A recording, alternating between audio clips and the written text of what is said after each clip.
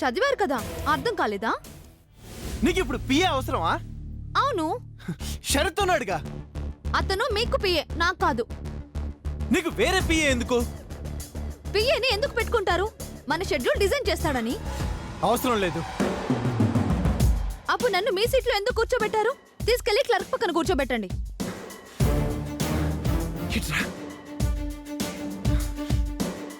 ఎందుకు ఇలా చేశావు? నేను చేసే తప్పని నేను అనుకోవడం లేదండి. ఏం చెప్పింది నీతో? ఏం చెప్పలేదు. స్కార్ఫ్ తీసింది, ఆ మోహన్ నేను చూశాను.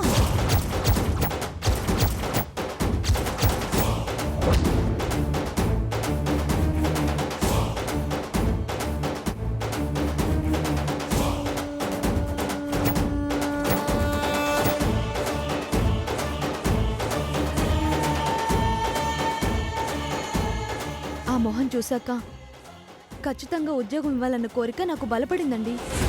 ఏంటా మొహంలో ఉన్న ప్రత్యేకత?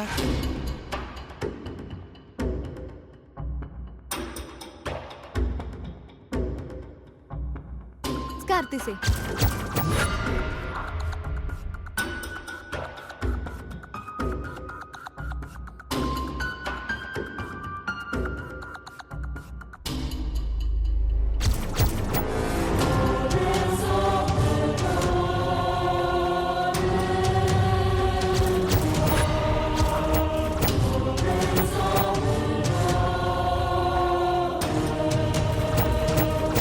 ఒకప్పుడు నేను అందంగా ఉండేదాన్ని. నా కంఠం కూడా చాలా శ్రావ్యంగా ఉండేది. ఎవడో ప్రేమించానని వెంటపడ్డాడు. నేను ఒప్పుకోకపోయేసరికి యాసిడ్ పోసాడు. ఆ దాడిలో నా మొహం వికృతంగా మారిపోవడమే కాకుండా వోకల్ కార్డ్లో నరాలు దెబ్బతిని గొంతు పోయి మూగదానిలా మిగిలిపోయాను.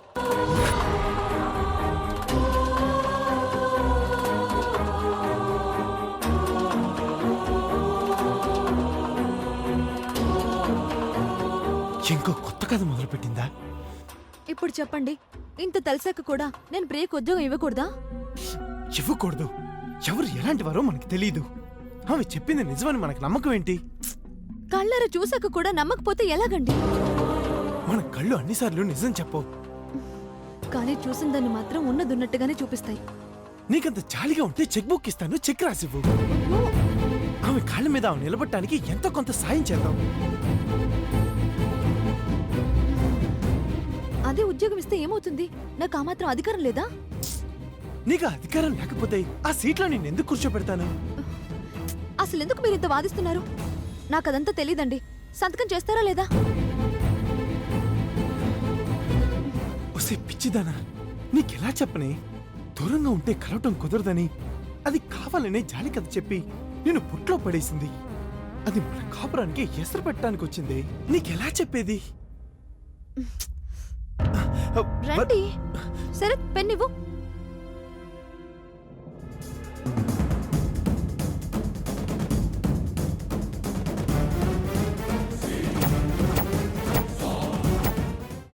అమ్మా, అలాంటి వాళ్ళది నిజమైన ప్రేమ కాదు, అది వ్యామోహం. ఎగ్జాక్ట్లీ చిన్నత్త. నిజంగా ప్రేమించుకున్న వాళ్ళు అలా చేయరు. ఎంత మనసు విరిగిపోతే కన్న కూతుర్ని పట్టుకొని మా దృష్టిలో చచ్చిపోయా ఉంటుందా తల్లి? అది సరే అమ్మా, తన కూతురుతో తన మాట అనేటప్పుడు ఆమె మాటల్లో వ్యథ, కళ్ళల్లో బాధ గమనించావమ్మా? పెద్దబాబుకు బర్త్డే విషెస్ చెప్పు కూడా వెళ్ళాం కదా. ఊరికే ఎలా కాలిపోతుంది? మంట పెడితేనో పడితేనో తగలబడుతుంది.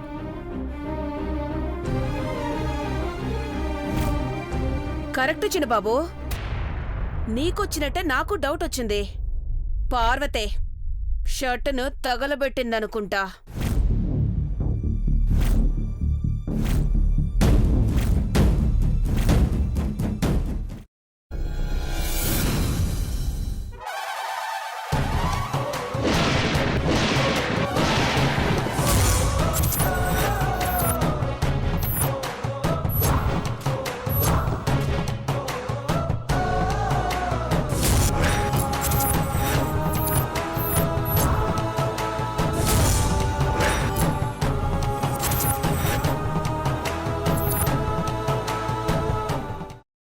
కున్న తర్వాత పొట్టు తీసేసి చాప్ చేసి పక్కన పెట్టుకోవాలి.